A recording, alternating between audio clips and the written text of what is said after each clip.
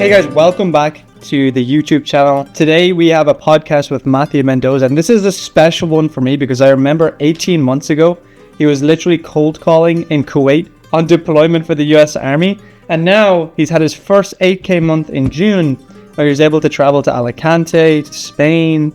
He also got accepted to enter the reserves in November where he can full-time do sales, and also he came out to Marbella to record this podcast. So hope you guys enjoy, and if you haven't already, hit that subscribe button, and I'll see you guys in the next one. What is up, YouTube? Warren here again, and I said, hey, look, we're in Marbella, Spain.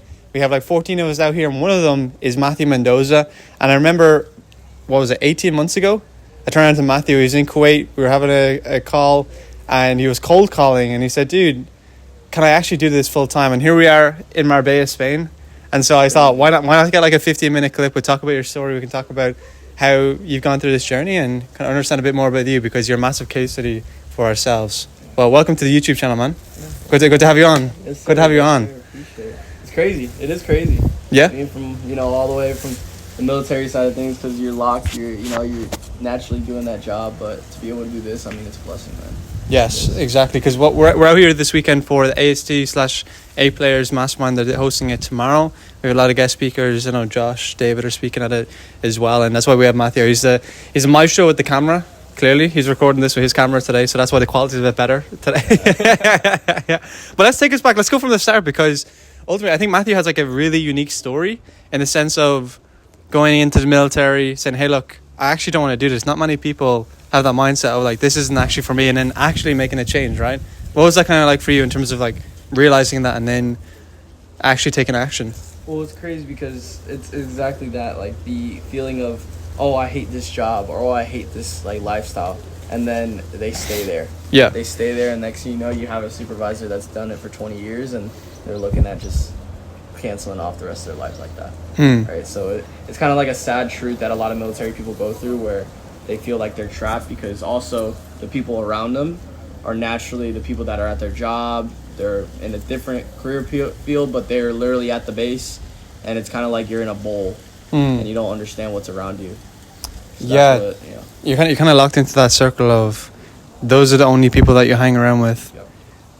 Those same people are that you're also the only people they hang around with. So it's kind of like a sphere of, I don't want to say limiting beliefs, but like there's nobody 100%. Making more, or there's nobody doing more. Yeah. And trying to like escape that norm, right? Because I know throughout that process of you applying and looking to leave, everybody was like, "What are you doing?" Right? Everybody was looking at you like he was like an outcast. I remember him saying, it was like, "Warren, everybody's going against me," and I feel like I'm objection handling everybody on why I should be leaving. No, I feel like a sales escape plan throughout the entire thing. Cause like, talking to like leadership, talking to the commander, all that.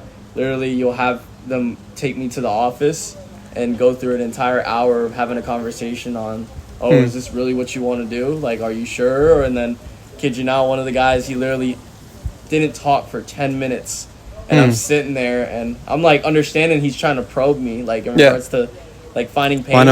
Finding pain, what's going on? And I'm sitting there, and I'm like, it's all quiet. I'm like, so are you done here? I'm ready to go. Like, you're not gonna stop me. So it's insane. Because I mean, it's your decision at the end of the day, right? It is, man. It is, and that, at the end of the day, and that's what I preach on my page. Okay. I preach the fact of, look, if I can document this story for every other military person out there, and all the people that are at my base that see me doing this, right? Yeah. They're slowly starting, like the people that I've sort of had to go away from, they're slowly starting to think for themselves. And I'm starting to see my journey of taking that jump is impacting those people, because now there's people that are trying to actually do shit with it, like, outside of the military. So it's kind of inspirational in a way. Yeah. Just like you guys have AST, you guys have done the same exact thing, but it's just in the sense of the military side. Yes. So my main aim is everybody who's in McDonald's who wants to get out. We can show you all that you can do it. But is that like a vision of yours to kind of inspire as many veterans, people who are in the Corps already, people who are maybe thinking, hey, look, is there anything out there? Because there's so many gurus out there, right? There's a lot of gurus out there who say one thing and then perhaps do another, or they only make their money from it, like a course, etc., right? Yeah. And this is not a shameless plug on AST, right? But No, Is that like an inspiration for yourself? No, 100%. Because it's in the sense too where like, you know, making that jump and doing that, and especially with AST and how you guys helped, it's wild. It is wild because you just get stuck in that. You get stuck in that mindset. You get stuck in that field, and that's part of the reason why I want to be that inspiration for other people to get out and at least see it. Like, you could still respect the military because at the end of the day, the military was the best thing that ever happened to me because I wouldn't be out here with you guys. Yeah, everything happens for a reason, I right? wouldn't have gotten the assignment to go out to the UK and stay in the UK and do it, Mm. right? So I know I kind of veered off a bit on the question, but in regards to that, it's just kind of like it's a wild path. But like I said, you just gotta fucking raw dog it. You gotta raw dog it. Yeah. But that's why you don't have to be worried at the same time, right? Everybody has their own unique story, and that's why with these YouTube videos, it's more so showing you guys of, hey, look, everybody has their own unique story, but it all kind of revolves around the same thing in terms of they just didn't give up. Yeah. And if you know that entrepreneurs on average, they have to do 4 things or 4 businesses before they get successful, and on average it's like 10 to 11 years before they get successful or make any decent bit of money. So why are you worried about some shortfalls after like 12, 24 months? Because if you know, on average, I mean, obviously everybody wants to think they're above average, but like on average, we're looking at a decade in this, right? This is a game. Yeah. Not many people max out in the game after like... It doesn't even feel like work. Yeah, it doesn't feel like work. We're at Marbella, we're talking, we're having some YouTube videos being created, and what I think most people would relate to with yourself is when you're going through that entire process, and I know because I've trained Matthew for the last like 6-12 months, there was a few instances where I was like, shit, I think I'm done. Yeah. But then there was also the pendulum of we're so back. Yeah. So can you walk me through the moments when you're like, shit, we're so done, and what you did to get out of that kind of rut as you're going through? Because I know Matthew is working early in the morning, getting up before me for sure, working, and then also closing deals in the evening. Like when shit hits the fan, like how did you actually get out of that? Oh man, to give you context, last month was kind of like a shitty month. Like, Okay. It genuinely was bad, and it was throughout the time that I was obviously in the military. So to give you kind of the rundown, it was like 5, wake up, work out, go to the job, the military job, from like 7:30 to like 4:30, 5-ish, do that, then do sales from like 5 to 10-ish, and that whole thing, I guess there was a point with last month where I just generally were like fuck. Burnt out. Like, I'm trying to figure it out, trying to make it happen, and then when I came here, and when I came to Alicante and I did that full time, Yeah. I had the best month. Like, and it all came down to obviously getting outside of the RAF Lakenheath, getting outside of the base, Yeah. and doing that. To give you another context, like earlier what we talked about, I'm talking to somebody right now. He's based in Japan. Okay. He's a Marine out there, Okay. and he's in the early stages of what I'm at right now. But Okay. I'm like, you have to understand, it's you're gonna have those, and I told him that right from the job. I'm like, look, you're a Marine, you know how it is. If you can go through that, you can go through this, but you just have to know that it's going to happen. You're gonna have your bads, you're gonna have your goods, but yeah, no, it's been a great month. Yeah. Solid month. And a solid month. How did you finish off the month? We're at the end of June right now. So I should be, it's like 34,000 for the company sold. So in regards to 10%, that's 3,400. 3,400. And I was literally, last month I only made like 1,000. The month before that I made like 2,000. So it's constant growth, Yeah. building up. But hypothetically, we had a conversation about it. I made 8K. Technically, he made like 8K because we're talking about, remember, like 3-4 hours a day doing it part time, right? In the evenings after working. So 8K a month for Matthew this month, like, and that's where I like your specific story, because there's so many people out there like, okay, I have a job, I have a steady income. Do I do this part time and then try to do both at the same time, or do I just fully pivot?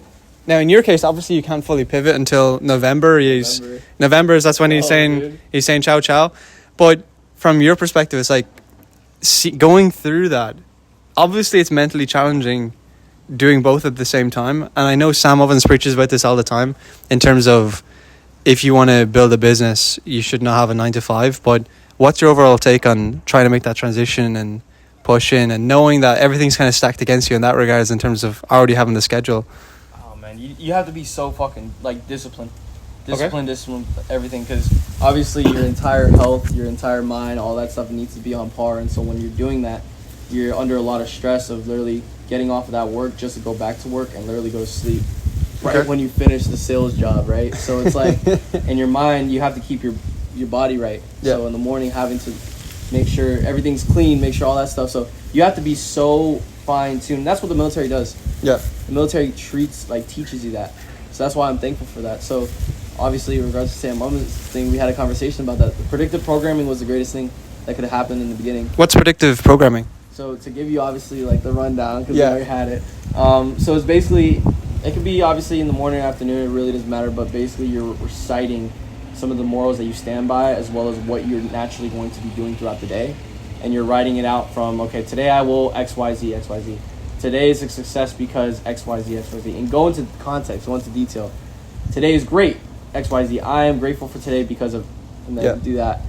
But yeah, no, when you guys initiated that, that helped so much in the beginning, because now I went to work. And in my mind, I was like, okay, like I'm locked in. I don't care what happens after that military job. Like I know I'm going to have a good day. Yeah, exactly. Like, to give you guys context, about, I would say 8-9 months ago, Josh and I started like diving deep into the mind, the power of thinking ahead, the power of being grateful, the power of thinking in future tense, but saying it now. Because if you know that it's all going to happen, why would you be worried? The how is the fun part, right? How do you get there is fun. So if that's the natural mindset that you have, how do we get there? Every morning speaking so positively, because that will create positive images in your brain. Positive images in your brain create positive thoughts. Positive thoughts create positive emotions, and emotions dictate the way you see life, right, on a daily basis. It's the exact same if you hang around with other people who are negative, because what happens is you breathe into their negative thoughts. What do people love more than chatting shit and gossiping? And it really rubs off on you negatively, because here's an exercise for you. Think about an elephant with a pink bikini on a tricycle going down a hill. No matter how stupid you think that sounds, for a split moment, you thought about that. It's the exact same when somebody says, oh, imagine when X, Y, and Z terrible thing happens in our business. It goes through your mind. You see that happening. No matter if you tell yourself, oh, that's not going to happen, that negatively affects you and your business and the way you think.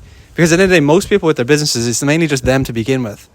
So you're the business, you're the power of the business.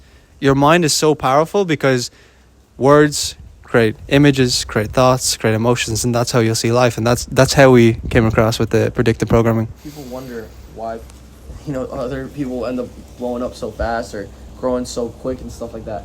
And it's because their mindset was so fine-tuned throughout that time. They simply believe that they can get there at a faster time than normal people would think.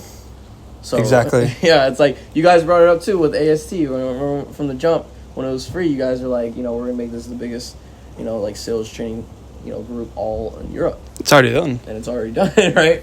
Already there. So the growth from that all the way to there, it's just insane. Like I remember like the free, things that we had, and then from there seeing it transcend to so many people started coming, so many people started, naturally getting value from it. Yeah.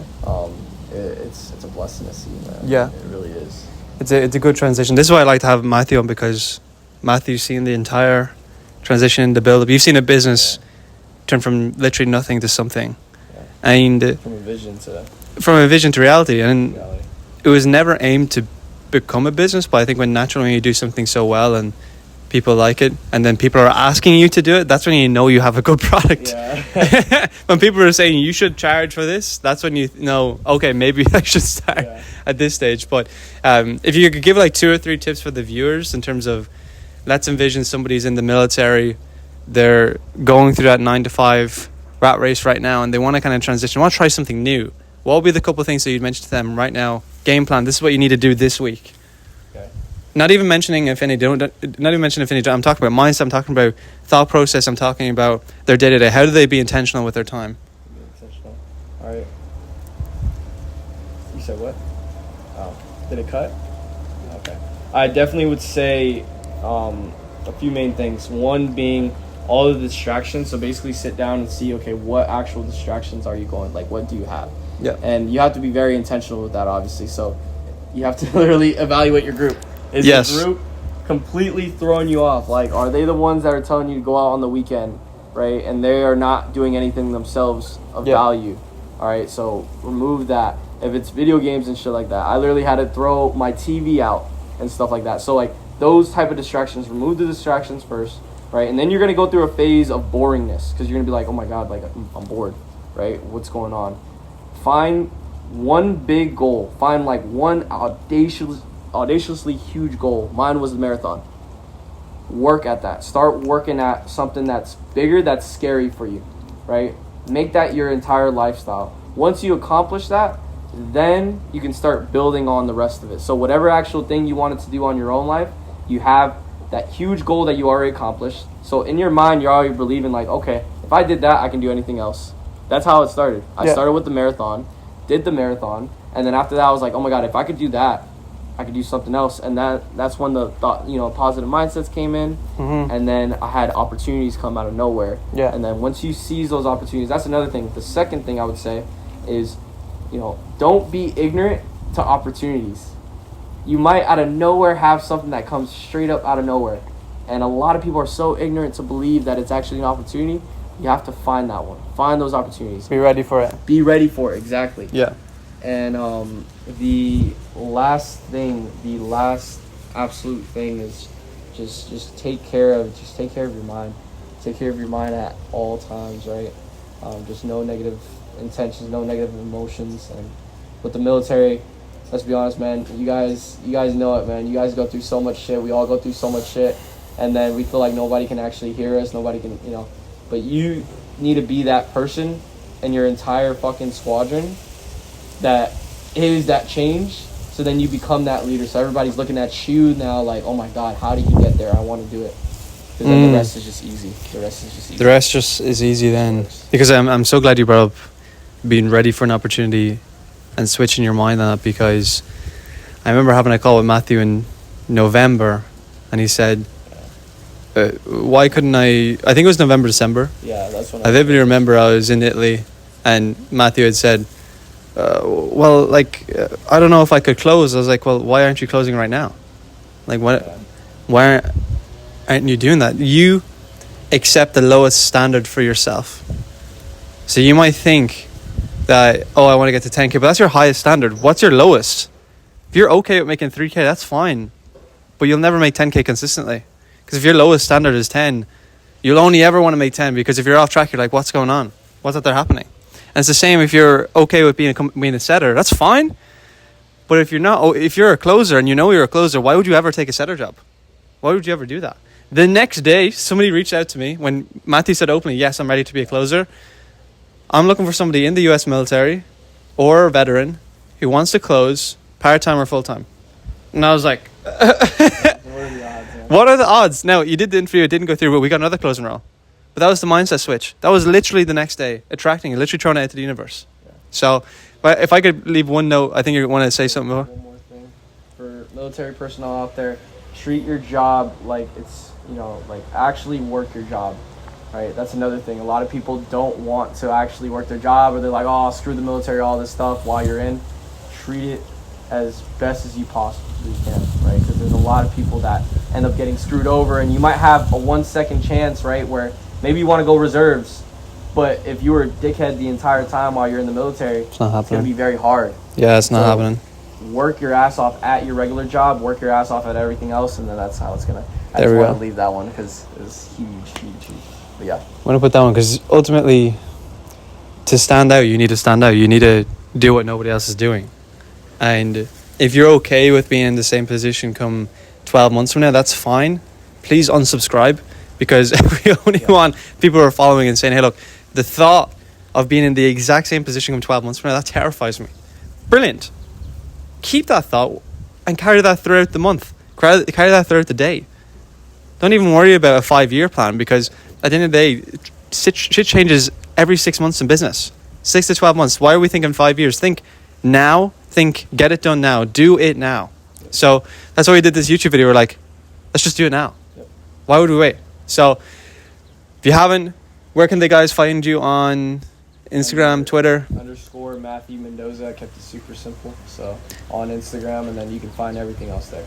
There we go. So appreciate you guys tuning in today. Hope that you got some value. Do give Matthew a follow on Instagram. If you see him there, he posts a lot of great sales content for people who want to come into